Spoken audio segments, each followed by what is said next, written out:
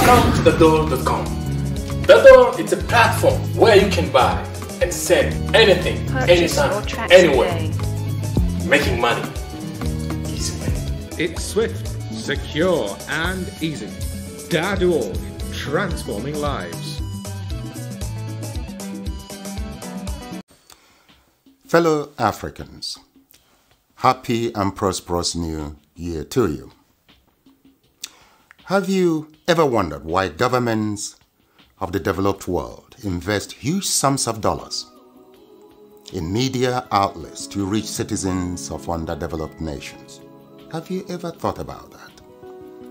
For example, the British government spends 600 million euros annually on the BBC World Service, with a weekly audience of not less than 96 million people in Africa.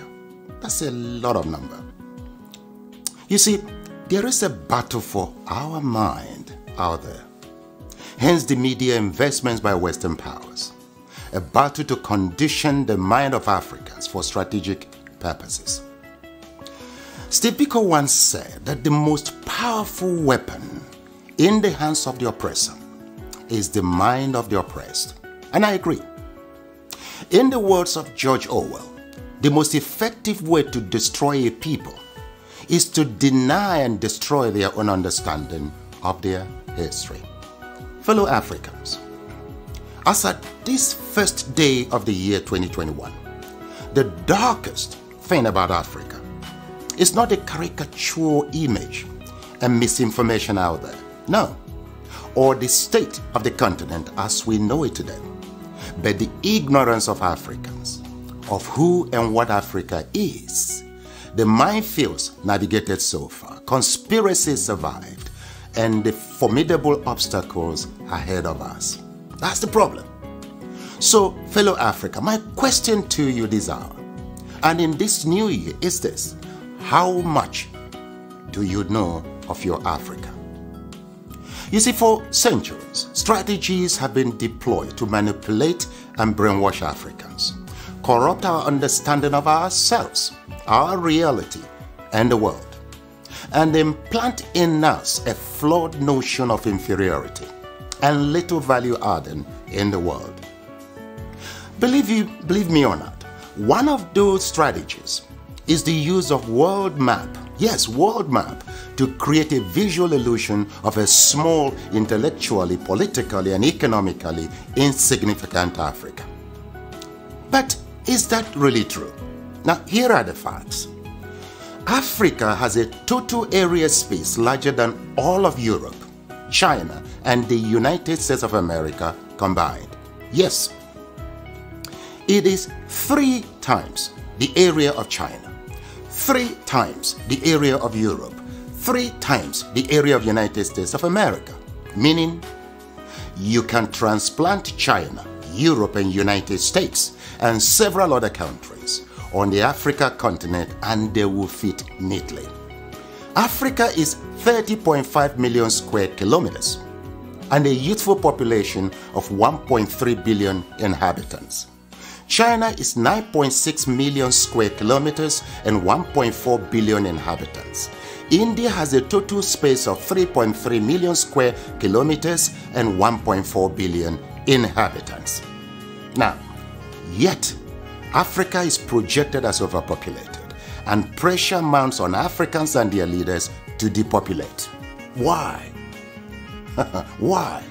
Now, please note, Africa is home to 60% of the world's arable land, 90% of raw material reserve, 40% of gold reserve, 33% of diamond reserve, 95% of platinum reserve, and holds the largest bauxite reserves in the world. Of course, in addition to manganese, woods, uranium, crude oil, and others. Yet, the continent is touted as the poverty capital of the world and ripe for depopulation. The question is, why? Well, President Jacques Chirac of France provides an illuminating insight. He said, "We bled Africa for 4.5 centuries. We looted their raw materials, then we told lies that the Africans are good for nothing. In the name of religion, we destroyed their culture. And after being made rich at their expense, we now steal their brains through miseducation and propaganda to prevent them from enacting black retribution against us, unquote. Well, put simply, for over 4 centuries, Africa is not in control of its resources.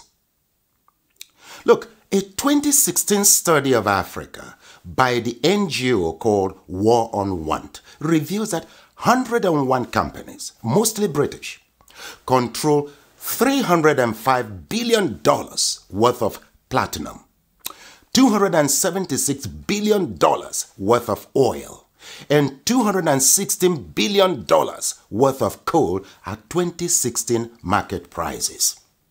Yes, they own mines or mineral licenses in 37 African countries and control vast swaths of Africa's land, 4 times the size of the United Kingdom.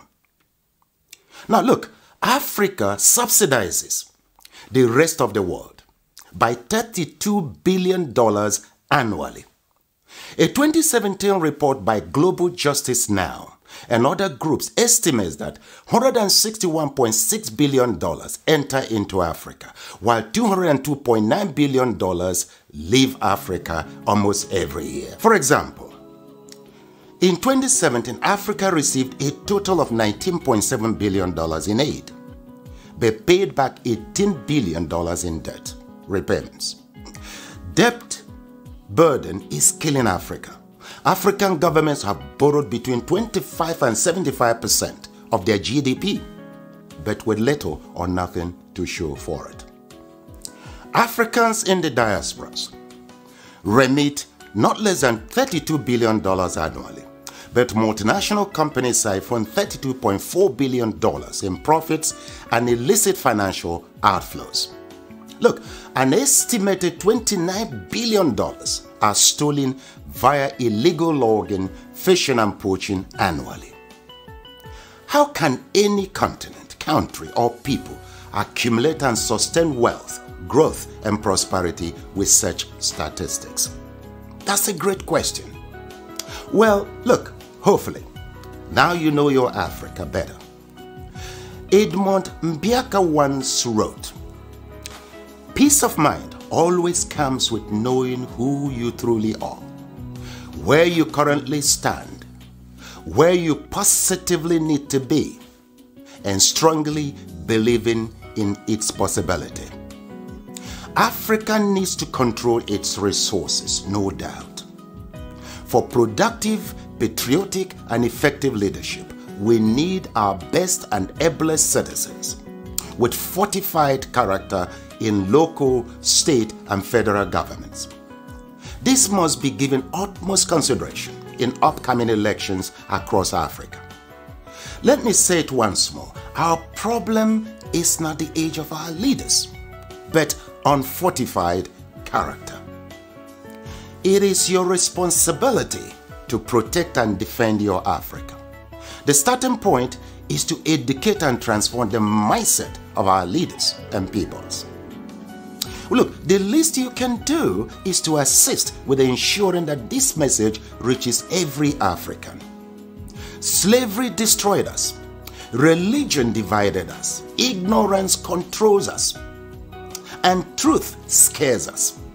With these retrogressive forces, Africa will remain a dark continent. So we must renew our minds.